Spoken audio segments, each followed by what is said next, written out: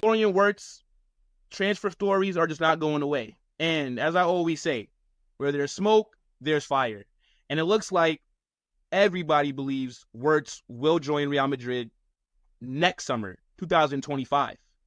Now, I'm not too sure how I feel about him possibly joining because he is a really good player. He is. And he does have the potential to be world class. He's on that kind of level. But I'm just struggling to see where he fits into our team, right? The midfield area for Madrid is the strongest position in the squad. But if you go bring in Wirtz, especially for, 150 million, that's what I'm seeing, he has to start. You don't spend that kind of money for him to just sit on the bench. But now, who do you drop? Because we're talking about a midfield that has Jude, Fede Valverde, Camavinga, Tchouaméni, Brahim Diaz, Arda Güler. And I know Luka Modric is staying for this season, but he's not going to be here when Wirtz gets here. And Toni Kroos has already left us because he's retiring after the Euros. So, who gets dropped? Now, I do think Madrid's midfield is going to lack creativity, right? Because Brahim Diaz and Arda are our most creative midfielders that we have.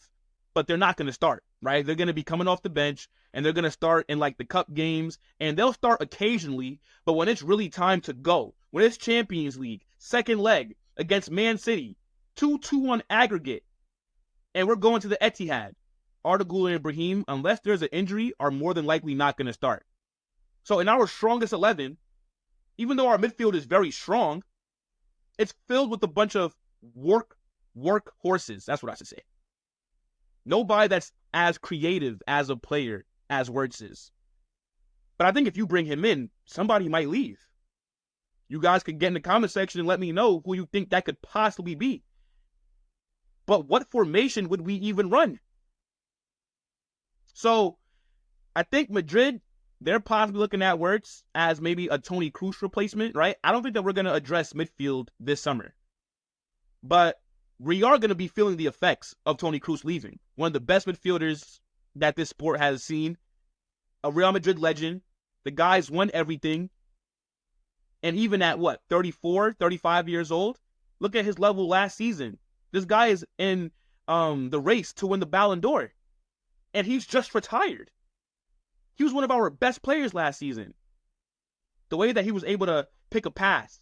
The way that he was able to also be like that deep-lying playmaker. We're going to miss that because nobody in our midfield can pass like Kroos can. Anyways, as I said, I don't think that we're going to address the midfield area this summer. I think that we're going to be good for right now. But if Wirtz is looked at as the Kroos replacement, I think that's wrong. Because Wirtz is more of an attack-minded player, right? He plays as a 10, or you could put him on the left wing, the right wing. A Kroos replacement, ideally, would be somebody that can sit back and also make those same kind of passes. I don't know if Wirtz can drop deep into midfield and pick out passes from there. Because all that I've seen from him, when he's been cooking, is when he's further up the pitch. So, if anything, he more so threatens Jude's position. He threatens that spot. But this is going to be a deal that would be crazy if it happens, but I'm not that big on Florian Wirtz. I mean, I've talked about him on Football Frenzy a few times. I'm a Jamal Musiala guy. That's who I would go after if you wanted to go bring in an attacking midfielder. Wirtz's contract runs out in 2027. Musiala's runs out in 2026. So that means if he doesn't sign a new contract, he'd only have 12 months left on his deal come next summer. I think that's the signing to go get. I've also watched a lot more of Musiala than I have Florian Wirtz. What he's done at Bayer Leverkusen, Wirtz, this season, fantastic. Winning them the league, going invincible. But Musiala, I think, is the better player, right? I saw Wirtz play a few times. I haven't really been that impressed, especially in that Europa League final. I was really taken aback by how poor the entire Bayer Leverkusen team played. I also think, aside from maybe trying to find a Toni Kroos replacement, I believe Xabi Alonso is lined up to take over from Carlo Ancelotti after next season. So maybe this is like a package deal. Like maybe these two will come over together. Me personally, I like Xabi Alonso. Was a good player for us. Has looked like a really good manager. But how people are just so ready to give him that Madrid job, not me. I want to see what Bayer Leverkusen are going to do next season when they're in the Champions League, when they got to defend their title, because Bayern are going to go again, right? Bayern are going to have a big summer. I believe that they're going to look to improve their squad, because you're not going to tell me that Bayern are going to go 2 seasons in a row without winning that league. I can't see it happening. I want to also see them play against better comp. So, yeah, let's see how Bayer Leverkusen do next season before we're just so ready to replace Carlo Ancelotti, because as far as I'm concerned, I think Carlo should be able to stay at Madrid for as long as he wants. As long as he keeps winning. He's done fantastic since he's come back to us from Everton. I think he should be here until he's ready to leave. That's how I would frame it to him. Or until he stops winning trophies. Then, all right, bro, you kind of got to go. But, yeah, man, look, that's my take on Wirtz. I think that, look, he does have the potential. He looks like a good player on the ball, very technical, can pick out a pass. He also can shoot as well. And he is dangerous. He is. But I'm just struggling to see how we put him into that midfield. And then also who gets dropped or who gets sold. I mean, it's bad enough that I can't find a way to put Camavinga in there. I think Real Madrid's best formation is a 4-3-3 next season.